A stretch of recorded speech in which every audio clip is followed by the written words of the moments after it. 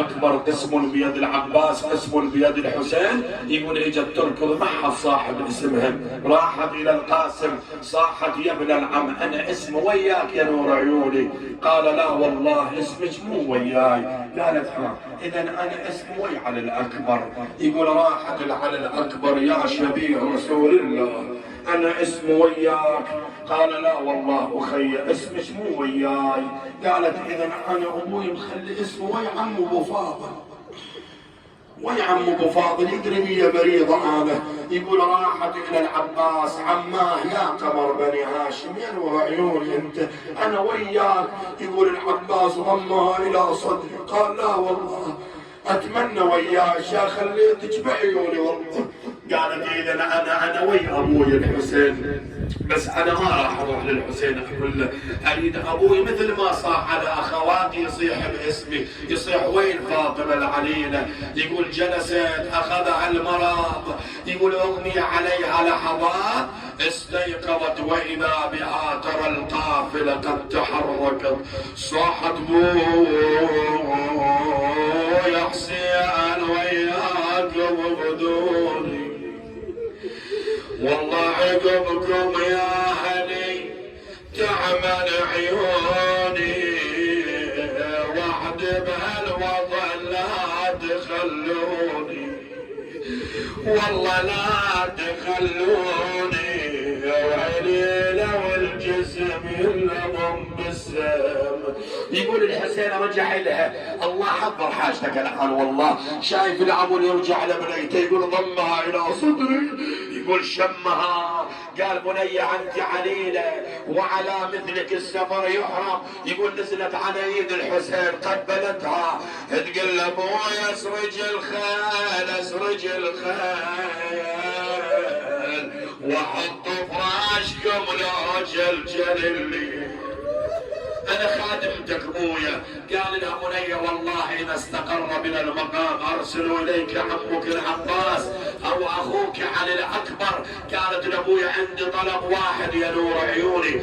قال بني ماذا تريدين؟ قالت لا أريدك تقرب لي أخوي الرضيع وقبله، أنا هواية متعلقة بعبد الله الرضيع. يقول الحسين قرب لها الرضيع قبلته في منحر. يقول الحسين طاح على الأرض يلطم على رأسه. قال بني ماذا فعلت؟ قالت أبا قبلت أخي الرضيع. قال بني كأني بهذا الرضيع يخرج من الدنيا مذبوحا من الوريد إلى الوريد والله على صدر العليل شفق عبد الله وام الصيحة خرط الضعن يلا الله يساعدها. اي والله. يقول اخذه الحسين رجعت اسمع ام سلمة ايش تقول هاي الطفلة تقعد عند الباب منذ الصباح تنتظر العباس او تنتظر علي الاكبر. يقول اذا ما رجع شو تسوي؟ يقول عند الغروب دخلت تدخل الى دار الحسين الصيح ما مر بعد بيج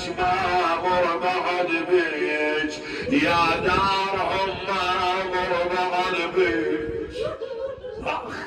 الله يساعد الفاقد عزيز والله ما مر بعد بيج والله ما مر بعد بيج يا دارهم ما مر بعد بيج وشان راعيج وعافي المضان وشان راعيج.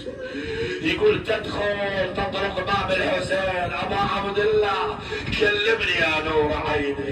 يقول الصيح يا دار وين حسين راعيج وين البطل عباس حاجيج والله يا دار حاجيني وحاجيج يا دار ناغيني وناغيج. يقول حتى وصل كتابها كلمة الدعاء. يقول وصل كتابها إلى الحسين يوم العاشر. تقول زينب أدور على أبو علي ما لقيته. تقول سمعت أنينا وراء المخيم. تقول جد لقيت الحسين يلطم على رأسه أبو علم الخبر قال هذا كتاب من العليلة فاطمة، تقول لي أبا سلمني على عمي العباس، ولا تعلم بالعباس قد قطعت يمينه وشماله. تقول له أبويا قبل لي أخ الرضيع، ولا تعلم بالرضيع قد ذبح من الوريد إلى الوريد. تقول زينب أول مرة شوف الحسين بهالحالة قام وقف على رجليه، توجه للمدينة، وضع الكتاب على رأسه، صاح يا فاطمة يا فاطمة يا فاطمة كتابش قرينا. الله يساعد، اي والله الله يساعد الحسين. يقول زينب هنا خافت على الحسين، يقول ضمته الى صدرها، تقول له اخويا الله يعينك مالك بين، وقومك على الغبر مطاعي. انا منين اجيب المرتضى منين، وعن كربل ابويا بمتوين.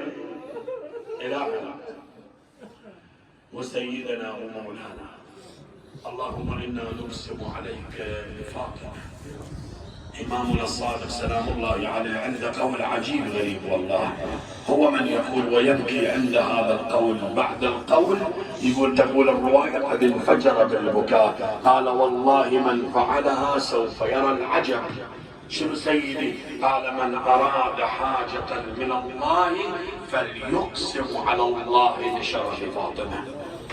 إلهي بشرف فاطمة، إلهي بعفة فاطمة، اللهم شافي لنا مرضانا يا رب، واقضي لنا حوائجنا حوائج الدنيا والآخرة.